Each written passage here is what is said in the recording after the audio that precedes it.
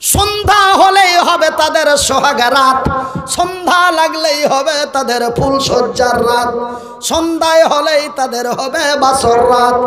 এই মুহূর্তে বৈকাল 4টা 4:30টার দিকে নবী আব্দুল্লাহর বাড়ির দরওয়াজাতে এসে, আব্দুল্লাহ লাব্বাইক ইয়া রাসূলুল্লাহ, আব্দুল্লাহ রে বাড়িতে আসো, তাড়াতাড়ি বাড়ি থেকে বেরিয়ে যাও। ভাই গো, আমার নবী রাহমাতুল লিল আলামিন, ইসলাম লা ইকরাহা ফিদ্দীন, इस्लाम कभी जबरदस्त नहीं है और इस्लाम कभी जबरदस्त नहीं हो सकता। भाई गो, আব্দুল্লাহ যদি একটু ইশারাতান নবীকে বলতেন, ইয়া রাসূলুল্লাহ, নবী গো আপনি জানেন কি জানেন না, আমি নতুন বিয়ে করে আজকে বউ নিয়ে এসেছি, আগামী কালকে জয়েন করলে কি চলবে না? এমন ছোট্ট একটি দরখাস্ত যদি আব্দুল্লাহ নবীর কাছে করতেন, আমার রাসূল একবারের মতো তারে দ্বিতীয়বার আর ডাকতেন না। কিন্তু না না, আব্দুল্লাহ বিন রাওয়াহা যখনই নবী এমন শব্দ ব্যবহার করে দিলেন, আব্দুল্লাহ রে তুমি তাড়াতাড়ি রেডি হয়ে তোমার সরঞ্জাম নিয়ে তুমি বাড়ি থেকে বেরিয়ে পড়ো, আমি রাসূল তোমারে কমান্ডারের দায়িত্ব দিয়েছি, আমি তোমারে সেনাপতির দায়িত্ব দিয়েছি, ওই মৌতার প্রান্তে তোমারে কমান্ডারের দায়িত্ব দিয়েছি। আব্দুল্লাহ বিন রাওয়াহা নবীর কথাটি শুনে 1 মিনিট লেট করলেন না, হাতে নিলেন ঢাল, হাতে নিলেন তরোয়াল, ব্যাগ ঝোলা পিছে লটকে নিয়ে উল্টো পিঠ দিয়ে বাড়ি থেকে বেরিয়ে যাচ্ছে। তার সুন্দরী রমণী বিবি সাহেবা পিছন থেকে ডাক দিয়ে বলছে, আব্দুল্লাহ রে চলে যাচ্ছ যাও, বাধা দেব না, আমি নিজেকে বড় সৌভাগ্যবানী যে আমি এক শহীদের বিবি হতে পারবো। আমার স্বামী আজকে কমান্ডারের দায়িত্ব পেয়ে গেছে, আমি অত্যন্ত আনন্দিত, আমি শহীদের বিবি সাহেবা, আমি আপনার একবার যেতে বঞ্চিত করব না, একবারের মতো যেতে নিষেধ করব না, 1 ঘন্টার মতো যেতে নিষেধ করব না। ওগো স্বামী যান, বিদায়কালে একটু চেহারাটা দেখা যাবে না, আমি তোকে বাধা দিব না, তোর কাছে 10 মিনিটও সময় নেব না, খালি টুকি মেরা সালামটা দিয়ে যেতে পারবি না, তোর মুখখানা একটু দেখতুম, আর আমি আল্লাহর কাছে শুকরিয়া আদায় করতুম যে কি আমি শহীদের বিবি সাহেবা। কেন তুমি তো শহীদ হতে যাচ্ছ লড়াইয়ের ময়দানে, সততার বিজয় করার জন্য। স্বামী তার উত্তরের জবাব দিয়ে বলেন, আরে বিবি সাহেবা, আরে আমার সুন্দরী রমণী, আমি তোমার সাথে দেখা করতে পারি না। কেন গো স্বামী জান? বলে বিবি রে, তোমার সাথে দেখা করতে যে যদি তোমার সুন্দরী রমণী টকটকে ঝলঝলে চকচকে চোখগুলি দেখে, মুখখানা দেখে, তোমার পাতলা পাতলা ঠোঁটগুলি দেখে যদি আমার মনে ভালোবাসা এসে যায়, যদি তোমার মুচকি হাসিতে প্রেমে পড়ে যায়, বিবি রে যদি আমি তোর মহব্বতে পড়ে যাই, যদি তোমার ভালোবাসায় পড়ে যাই, আমি আব্দুল্লাহ যেতে পারবো না, আমার রাসূল আমারে খুঁজবে, আমার আব্দুল্লাহ কই, আমার আব্দুল্লাহ কই? না রে বিবি না, আমি তোমার সাথে দেখা করতে পারি না।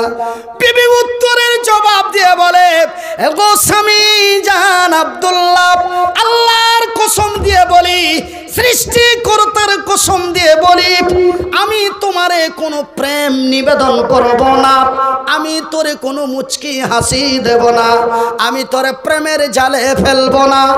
বিবি রে, ও গো স্বামী জান, আমি একটু তোমার চেহারাটা দেখতে চাই, যেন কাল কিয়ামতের দিন। কোন দিন? কোন দিন? আমার বিবি আমাকে বিদায় দেয় 2 দিনের জন্য। আমাকে যেমন কালকে বিদায় দিয়ে দিবে 16 তারিখের মতো। আমার বিবি আমাকে বিদায় দেয় 2 মাসের জন্য। আমার বিবি আমার বিদায় দেয় 6 মাসের জন্য।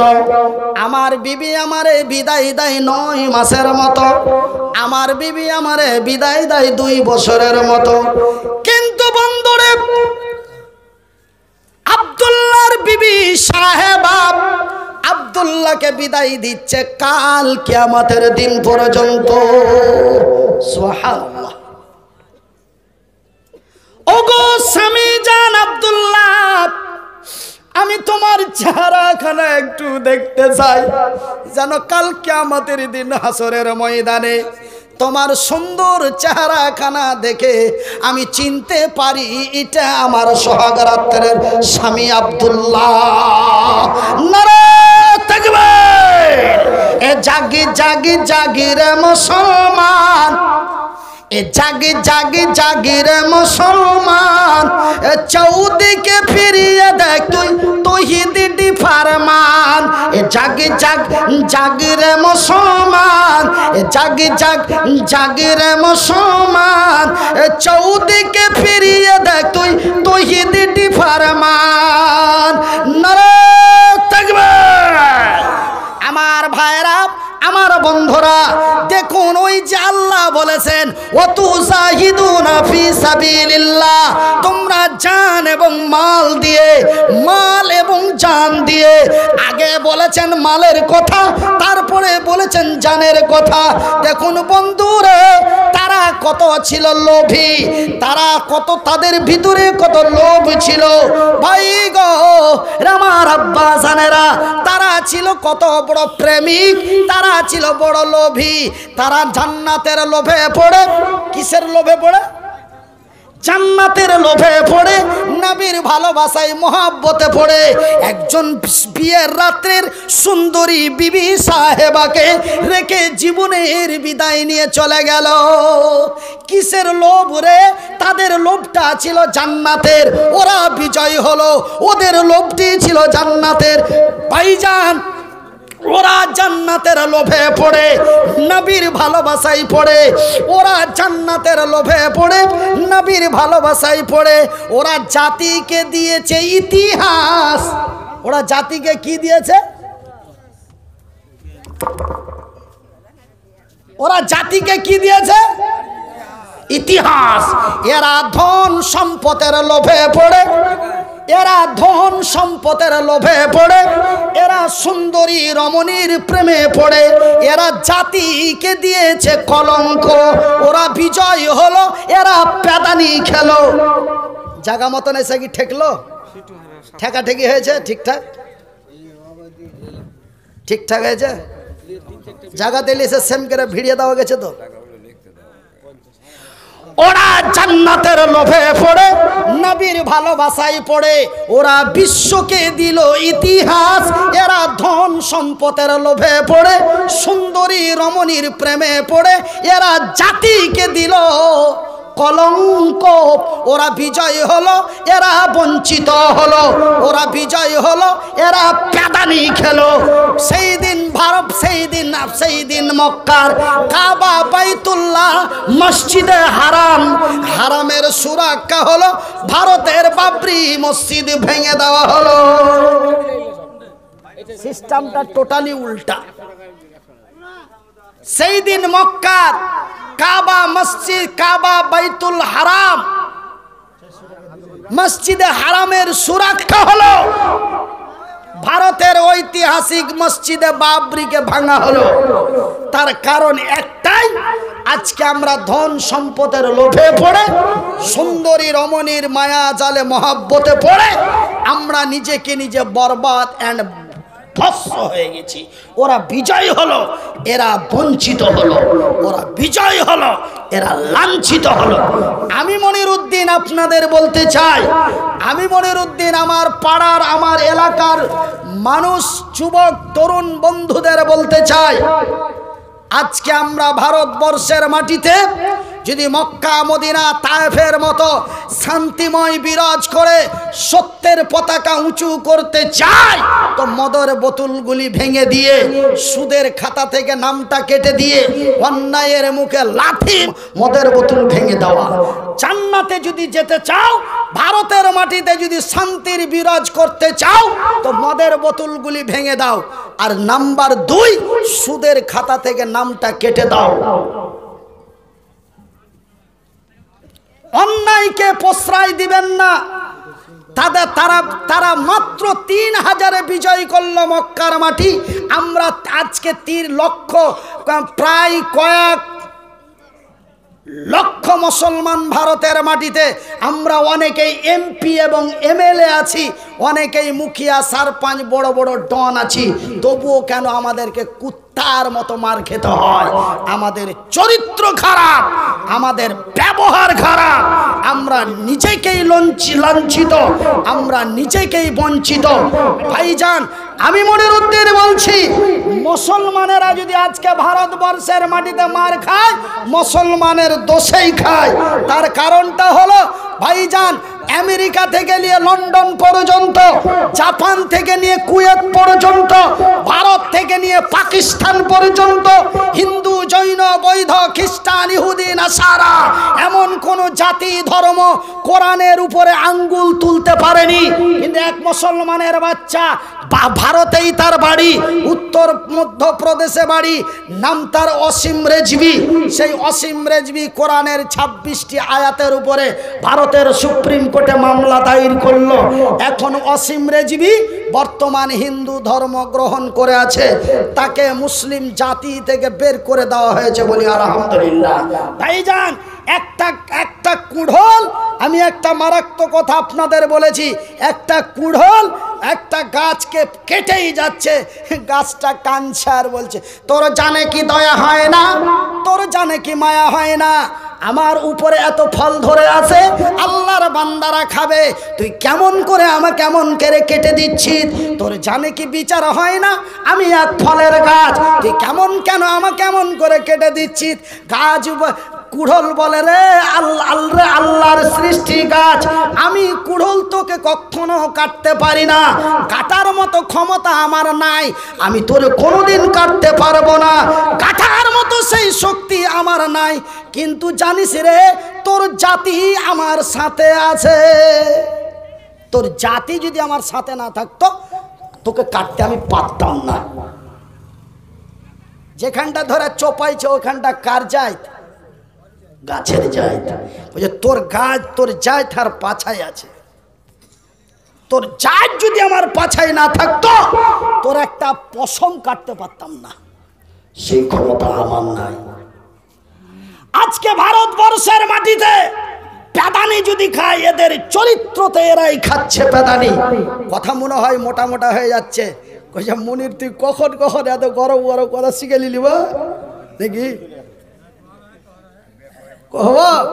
আমার ভাইয়েরা, আমার সোনার চানেরা, আমার শিক্ষিত বুদ্ধিজীবীগণ, আমি মনিরউদ্দিন আপনাদের বলতে চাই, কল্যাণ যদি হতে চান তবে সত্যের পতাকাটা হাতে নিন। আমি এতক্ষণ পর্যন্ত মক্কা এবং ভারতের ঘটনা বললাম, আর একটা ছোট্ট ঘটনা বলবো, সেটা হচ্ছে ইয়াসরিব শহরের ঘটনা। বলে ইয়াসরিব শহরটা আবার কোথায় আছে? ইয়াসরিব শহর আমি নিজে ঘুরে এসেছি। ইয়াসরিব শহরের নাম হলো, বর্তমান ইয়াসরিব শহরের নাম হলো আল মদিনাতুল মুনাওয়ারা। মদিনার এখন বর্তমান যেটা মদিনা শহর, এটা আজ থেকে নবীর জামানায়, নবী মদিনায় যাওয়ার আগে ওই শহরটার নাম ছিল ইয়াসরিব। আল্লাহর নবী যাওয়ার পরে জায়গাটার নাম রাখা হয়েছে মদিনাতুল মুনাওয়ারা। সেই মদিনাতে আমি 15 দিন কাটিয়েছি এবং প্রতিদিন আমি নবীর কবরকে সামনে রেখে নামাজ পড়তাম বেশিরভাগ।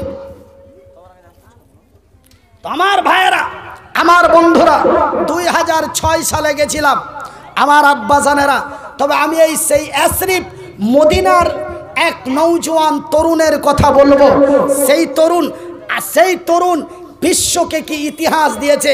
তবে সেই কথাটা বলার আগে আপনাদেরকে মাত্র 15টা মিনিট একটু বিচলিত করব। বসা থাকলে আলহামদুলিল্লাহ, চলে গেলে 42 বার মাশাআল্লাহ। হ্যাঁ, চলে গেলে তার মানে যখনই সবাই আপনারা উঠে পেটে পোয়াল থুয়ে চলে যাবেন, তখন এই লোকটাকে ওই লোক নাই জন নাই, ফের আবার কালকে বহরমপুর যেতে হবে, ছেড়ে দিচ্ছি। তো কত বড় সুবিধা করে দিলেন, তো মাশাআল্লাহ বলবো না? মানে চলে গেলি যে আমি ছুটি পেয়ে গেলাম, চলে গেলে ছুটি পেয়ে গেলাম। এই 15 মিনিটের মধ্যে যদি চলে যেতে আমার কোনো ক্ষতি নাই। থাকলে আলহামদুলিল্লাহ, না থাকলে 42 বার মাশাআল্লাহ। আমার ভাইয়েরা, আমার আব্বা জান সোনা চান শিক্ষিত বুদ্ধিজীবীগণ, আমার পাড়ার এলাকার হরিশ্চন্দ্রপুর থানার অন্তর্গত তালসুড় গ্রামের লোকেরা, পূর্ব তালসুড় গ্রামের লোকেরা, আমি মাত্র 15 মিনিট সেই আব্দুল্লাহ বিন রাওয়াহা জান্নাতের লোভে পড়ে, নবীর ভালোবাসায় পড়ে, যদি তার সোহাগ রাত্রের বউ রেখে, বিবি রেখে মৌতার প্রান্তে শহীদের ময়দানে যে, যুদ্ধের ময়দানে যে যদি শহীদ হয়ে যেতে পারে, সেই দিন ভারতের বাবরি মসজিদকে বাঁচাতে যে, এরকম বয়স, এই যে এত দাড়ি পেকে গেছে, এর থেকে কম, সেই দিন বাবরি মসজিদের বারান্দায় 18 বছরের যুবকেরা, 19 বছর